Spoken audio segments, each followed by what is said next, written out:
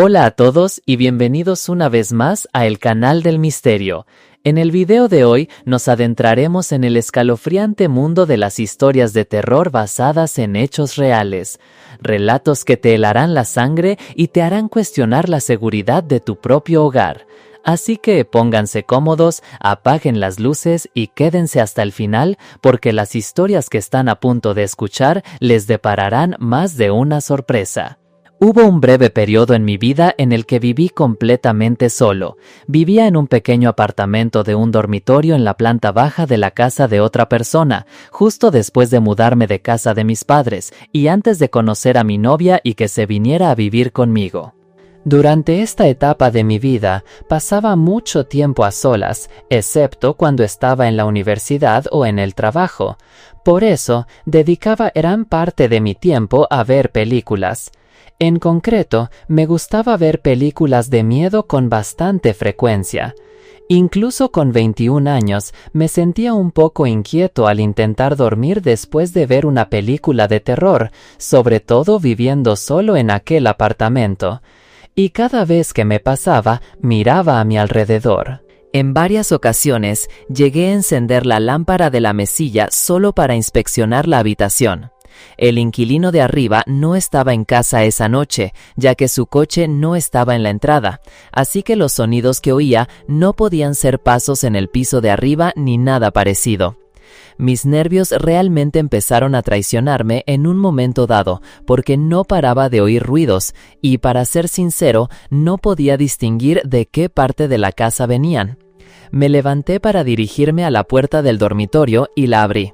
Fuera de mi habitación había un pasillo muy estrecho que tenía una puerta al baño y luego, al final del pasillo, se abría al salón. Sin embargo, al final de este pasillo, como en una escena sacada de la película que había visto hacía menos de una hora, había alguien de pie en el extremo, justo al lado de la cocina. La luz de la luna que entraba por las ventanas del dormitorio y del salón era suficiente para verla. Esta mujer me miraba fijamente.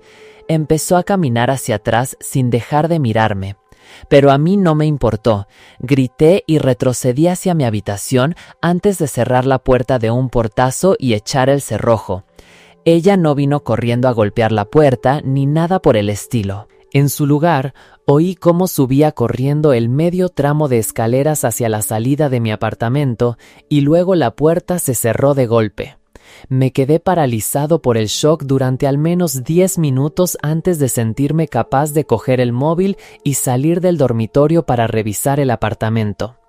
No tardé mucho. Era un apartamento pequeño sin muchos sitios donde esconderse. Estaba vacío. Corrí a cerrar la puerta con llave preguntándome quién podría haber sido y cómo había entrado. No llamé a la policía. No sabría decir por qué, pero al día siguiente llamé al propietario y se lo conté. Hizo una llamada al inquilino de arriba y lo que descubrí me dejó de piedra.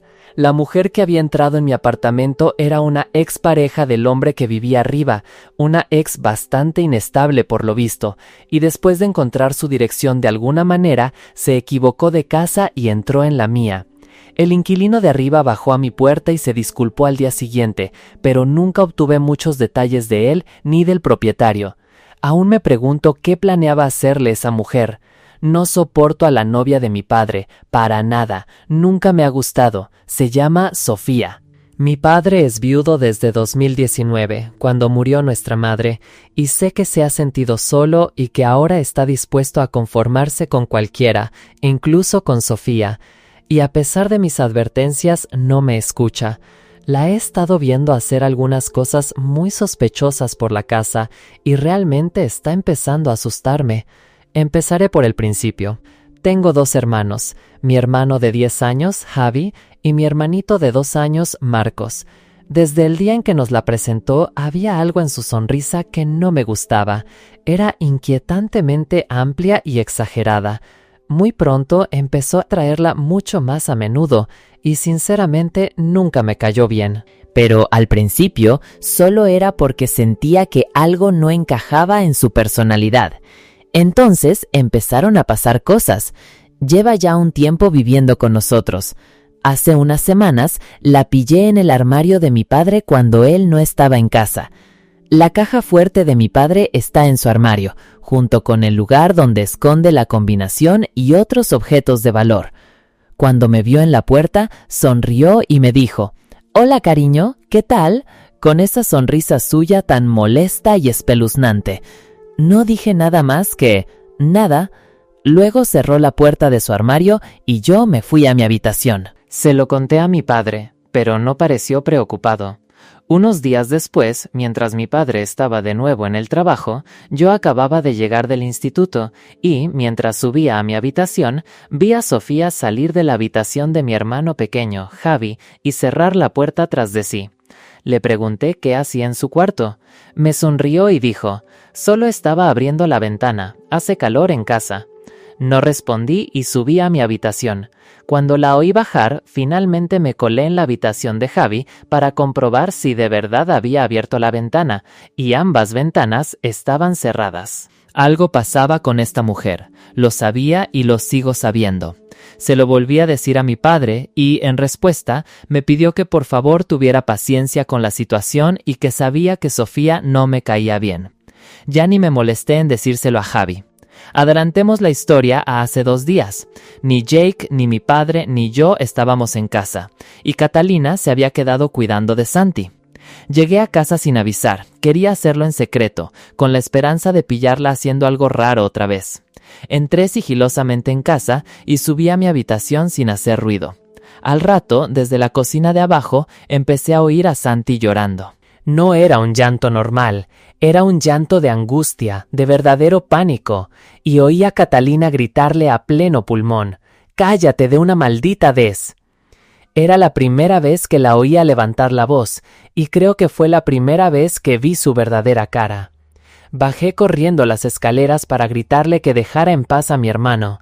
Se sobresaltó, estaba en shock al verme allí, y por primera vez no me dedicó esa sonrisa espeluznante suya. Me miró con una expresión vacía, bajó al sótano y cerró la puerta de un portazo. Llamé a mi padre y se lo conté todo inmediatamente. Esa noche mi padre tuvo una conversación con ella sobre el asunto. No sé cómo fue, pero supongo que no muy bien, porque esa misma noche me desperté en mitad de la noche por un ruido y miré hacia la puerta de mi habitación. Había alguien en mi cuarto. Esa persona salió rápidamente y cerró la puerta tras de sí. Salté de la cama y abrí mi puerta. Al salir al pasillo, vi y oí cómo se cerraba la puerta del dormitorio de mi padre. Fui hasta su habitación, abrí la puerta y allí estaban Catalina y mi padre acostados en la cama. Desperté a mi padre furioso y le dije que Catalina acababa de estar en mi habitación. Ella lo negó todo, diciendo que había estado en la cama todo el tiempo. No sé si mi padre me creyó o no, pero me dijo que volviera a mi cuarto, que ya hablaría él con Catalina. Obedecí y mientras cerraba mi puerta les oí susurrar. Volví a la cama, muerto de miedo, y sigo asustado.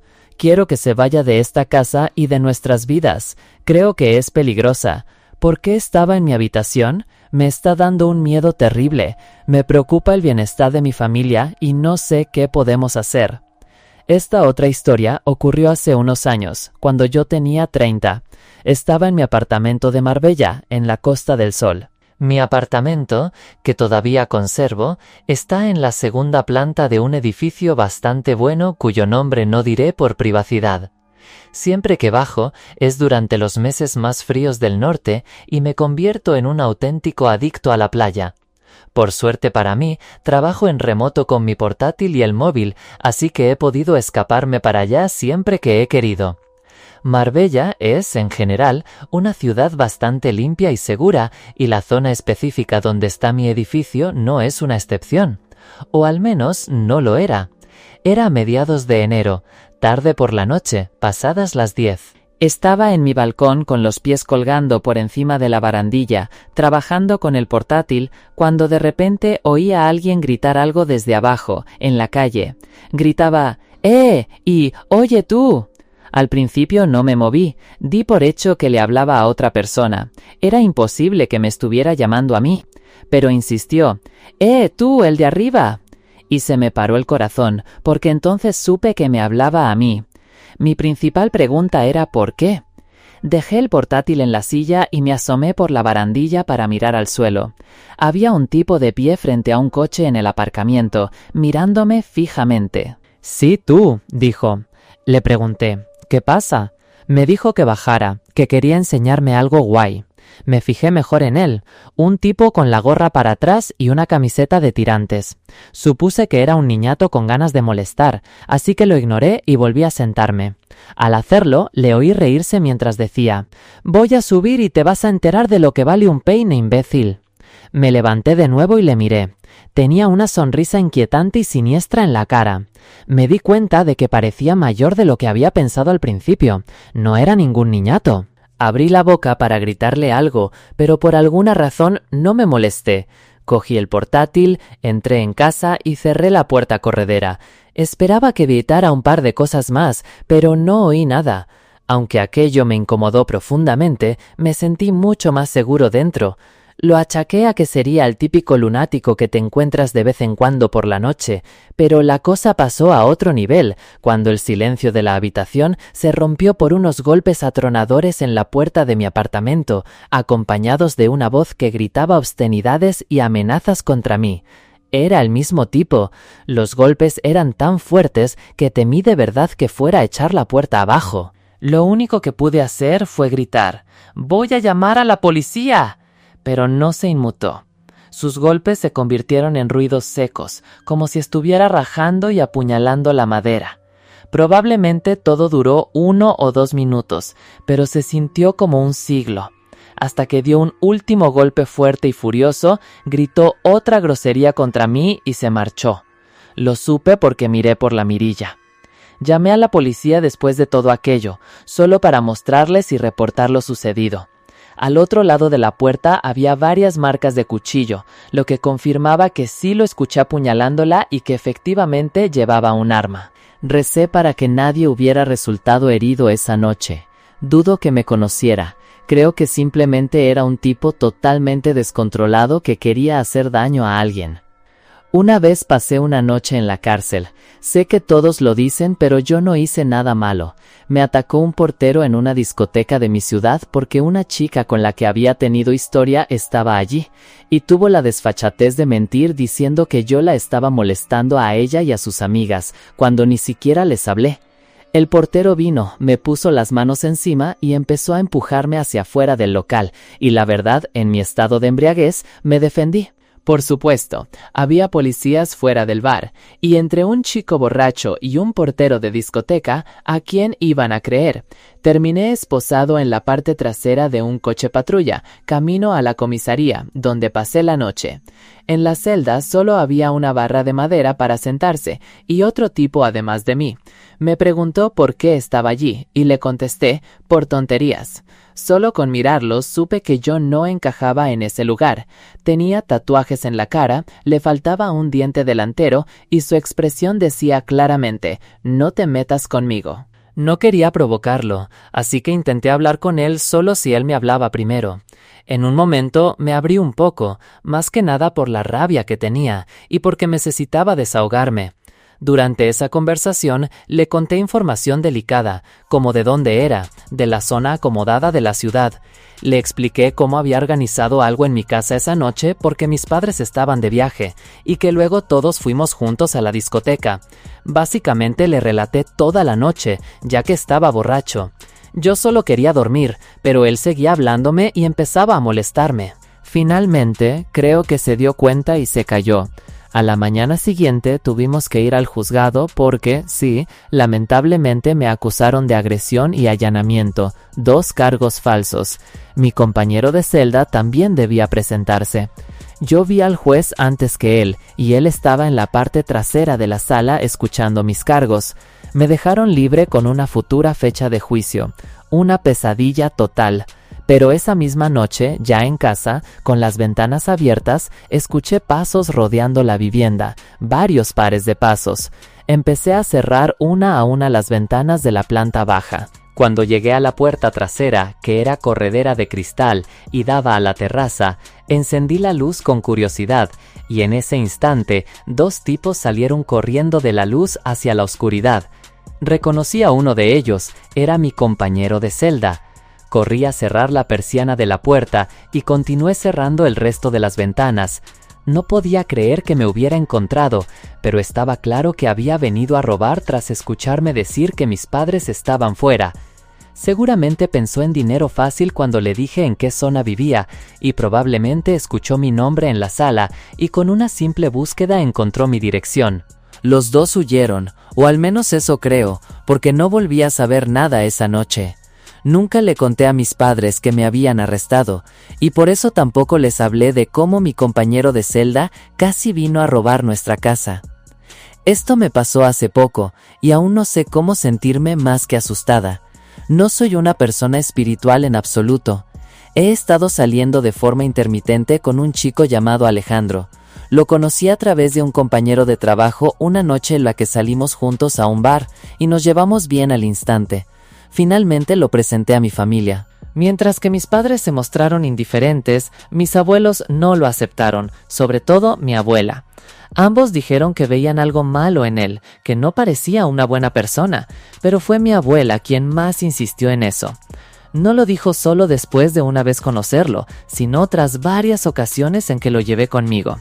Y sinceramente, empecé a darme cuenta de lo que querían decir, porque Alejandro y yo discutíamos constantemente, y él perdía la paciencia conmigo con facilidad.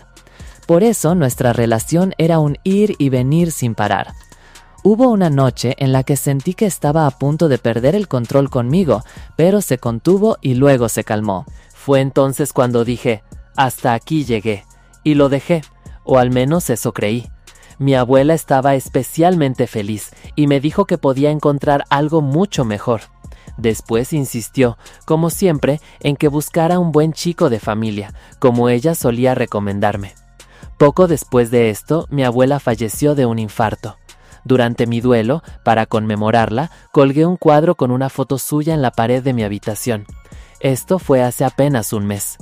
Había sido un mes horrible para mí, y por un momento de debilidad, cuando Javier volvió a contactarme hace 2 semanas, le respondí y quedamos. Nos habíamos estado viendo todas las noches durante estas últimas 2 semanas, y de verdad llegué a pensar que había cambiado, porque no habíamos discutido ni una sola vez, y simplemente me sentía segura a su lado.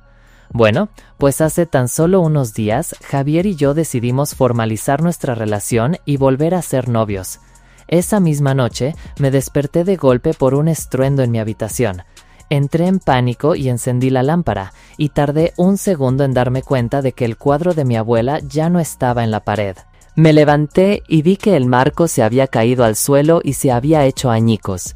El cuadro de mi abuela se había caído y roto justo la noche en que acepté volver con Javier. Sostuve el marco en mis manos, con el corazón en un puño, y todo mi cuerpo temblaba. Llamé a Javier al día siguiente y le dije que creía que debíamos tomar caminos separados por un tiempo, que no tenía la cabeza en su sitio. Su reacción fue explotar de rabia por teléfono, y esa llamada demostró que mi abuela siempre tuvo razón sobre él. Pero la caída y rotura de ese cuadro, ¿qué pudo haberlo causado? No había ninguna corriente de aire en la habitación. Incluso si imagino que de alguna manera fue una señal de mi abuela, ¿se dan cuenta de lo aterrador que es eso? Hice un viaje con mi Jeep al Pirineo aragonés para hacer algo de todoterreno en plena naturaleza.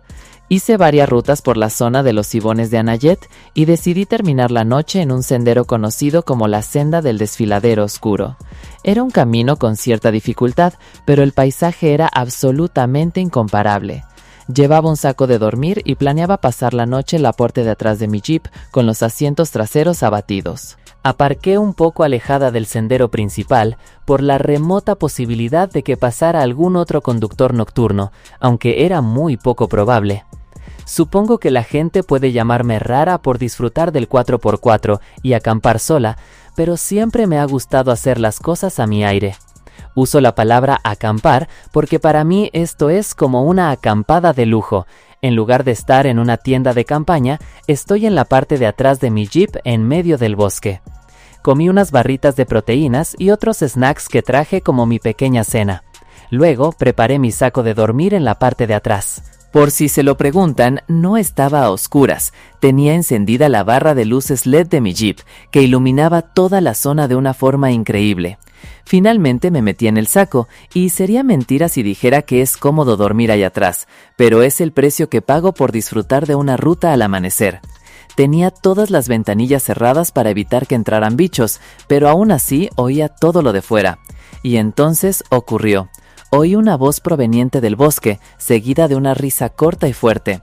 Tan adentrada como estaba en el sendero, era imposible que hubiera alguien simplemente paseando por ahí, y menos en esa oscuridad total. Miré por las ventanillas esperando ver los faros o las luces traseras de algún coche. Nada. Entonces oí la voz de nuevo, mucho más nítida. Al principio no podía distinguir si era un hombre o una mujer. Empecé a temblar, eso sí. Alguien estaba ahí fuera, eso estaba claro. Aunque oía una voz, todavía no entendía lo que decía. Y me quedé ahí tumbada, esperando de nuevo, muerta de miedo. Durante un rato solo se oyeron los grillos. Entonces, mucho más cerca, oí una voz clara, que podría pertenecer a una mujer o a un niño, que dijo: «Hola, te estoy viendo». En ese momento sentí que iba a vomitar. Quería saltar al asiento del conductor y arrancar, pero estaba demasiado paralizada por el miedo. Sentía que si me quedaba quieta, quienquiera que estuviese ahí fuera no me vería. Sé que no tiene ningún sentido, pero esconderme y no moverme era mi forma de aferrarme a la esperanza de que aquello no estuviera pasando de verdad. De repente, un golpe seco y fortísimo sonó en mi luna trasera. Pegué un brinco y prácticamente me lancé por encima de los asientos delanteros hasta el del conductor. Arranqué el coche y conduje tan rápido como pude por el sendero, aterrorizada, pensando que me estaban persiguiendo, porque en ese terreno rocoso no podía ir muy deprisa. Me daba pánico mirar por el retrovisor, pero cuando lo hice, no vi a nadie bajo el resplandor rojo de mis luces traseras. Fue una pesadilla. Estaba agotada, pero conduje por el resto del sendero hasta que volví al asfalto. Luego seguí durante kilómetros hasta que encontré un motel. Algunas personas me han preguntado, ¿y si era alguien perdido que necesitaba ayuda? Y yo les digo, de ninguna manera. Nadie está ahí fuera tan tarde, en la más absoluta oscuridad, riéndose sin una linterna en mitad de un sendero así. Y no golpearían mi luna trasera una sola vez de esa manera si no estuvieran intentando asustarme. La gente puede ser muy retorcida. Vigilen siempre sus espaldas y sean conscientes de lo que les rodea. Este es uno de los pocos sucesos inexplicables que he vivido en mi vida. Estaba en casa, arriba en mi habitación, escribiendo un trabajo para la clase de historia. Que yo supiera, estaba completamente solo, pero al parecer me equivocaba, porque la voz de mi madre me llamó desde el piso de abajo gritando mi nombre. Le respondí, ¿qué?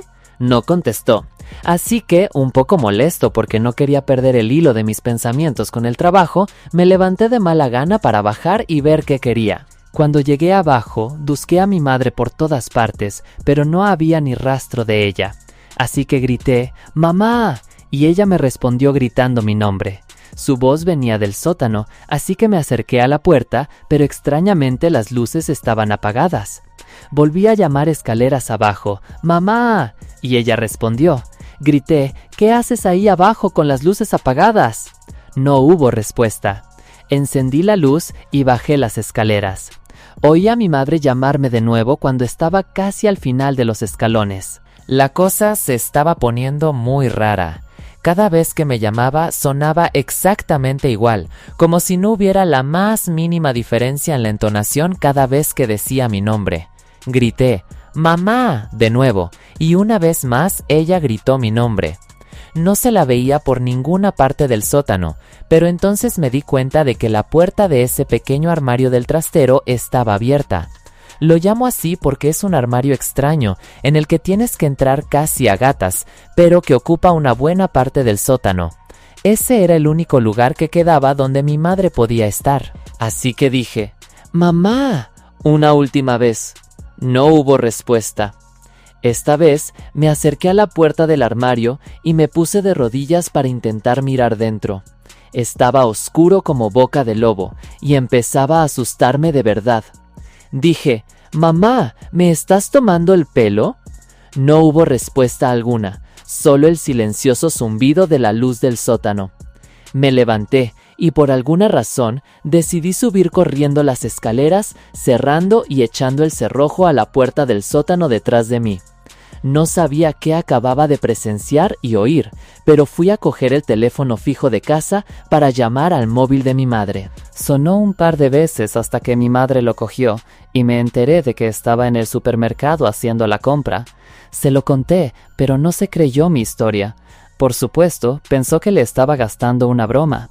Después de media hora suplicándole que me creyera, finalmente accedió, y cuando ella y mi padre estuvieron en casa, bajamos todos juntos al sótano. La puerta del armario seguía abierta. Mi padre entró, pero no había nadie. Esta sigue siendo, a día de hoy, la experiencia más inquietante e inexplicable de toda mi vida.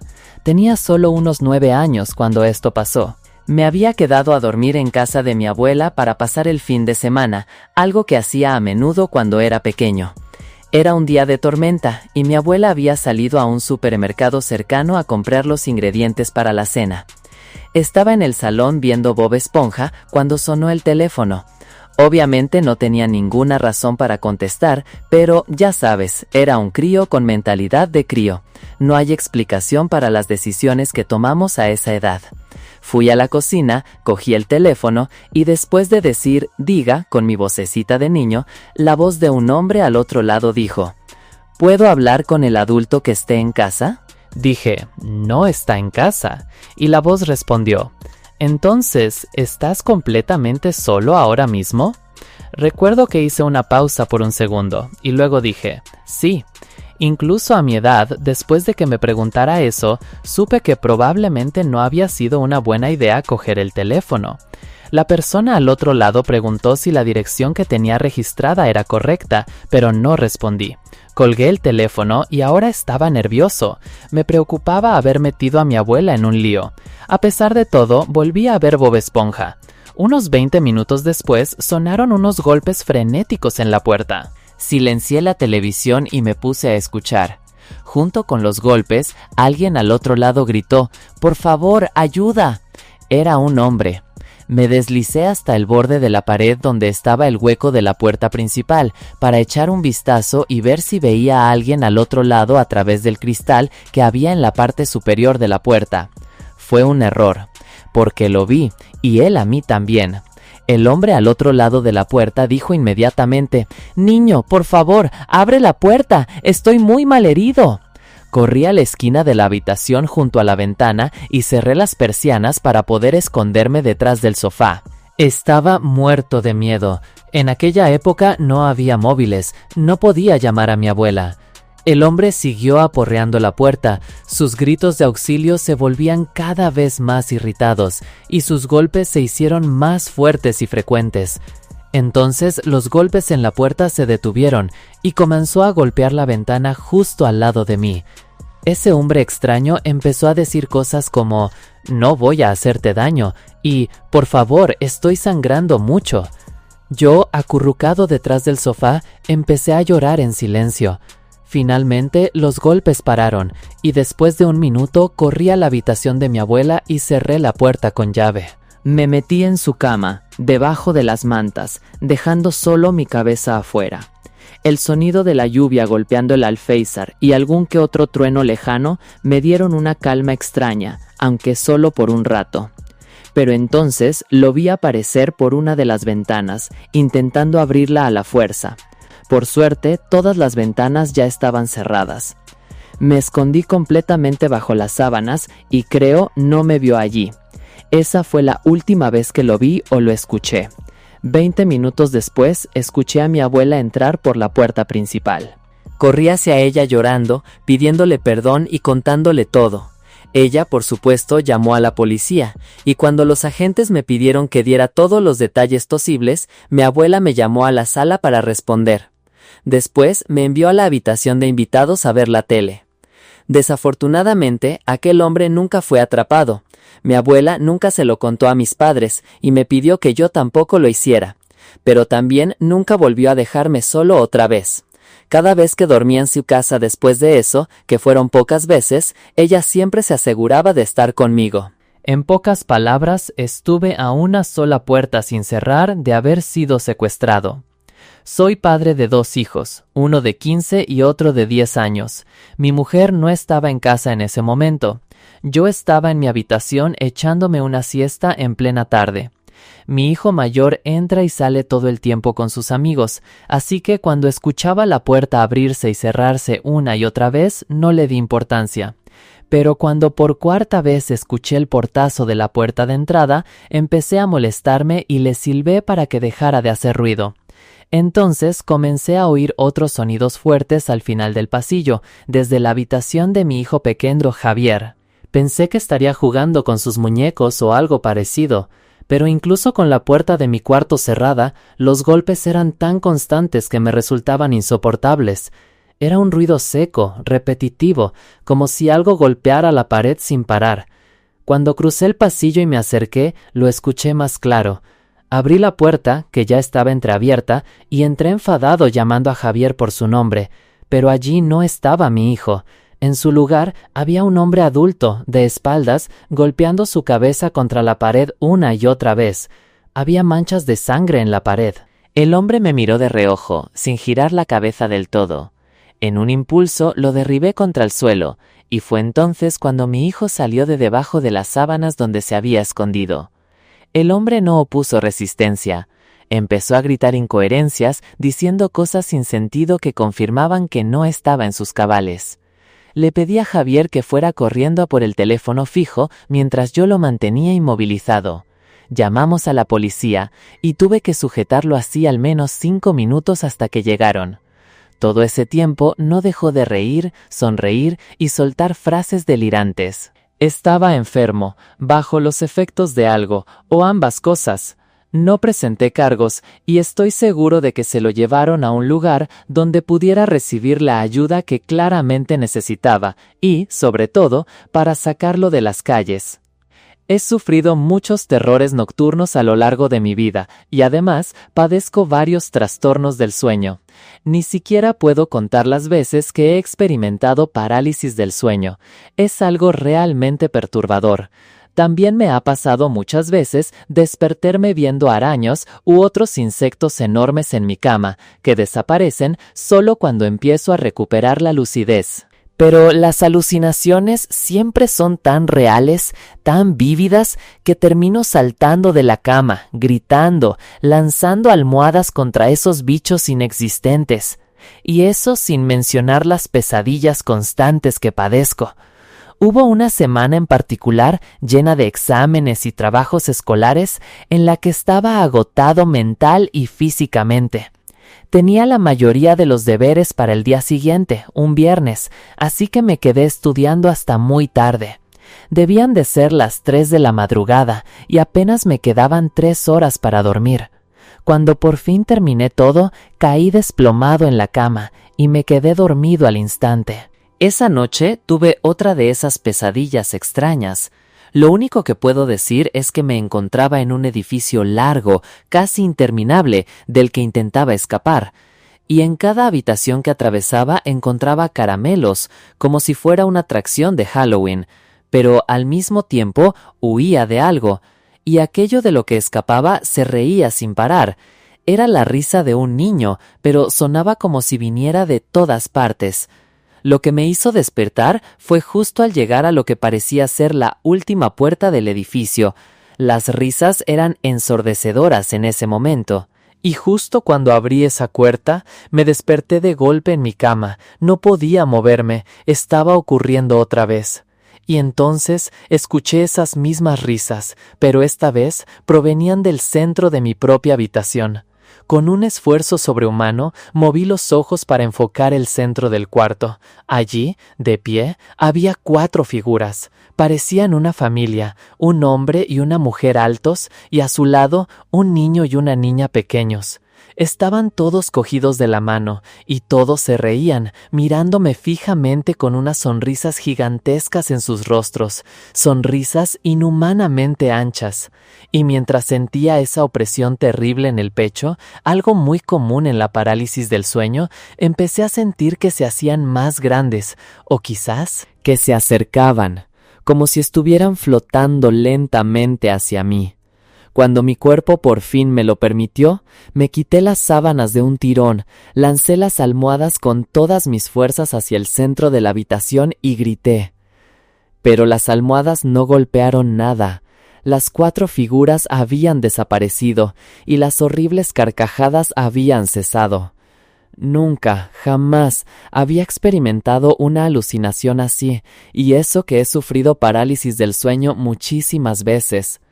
Al día siguiente tuve que ir a mi médico de cabecera, quien me recetó una nueva medicación. Desde entonces he seguido teniendo mis terrores nocturnos, pero creedme, nada, absolutamente nada que se le parezca a aquello.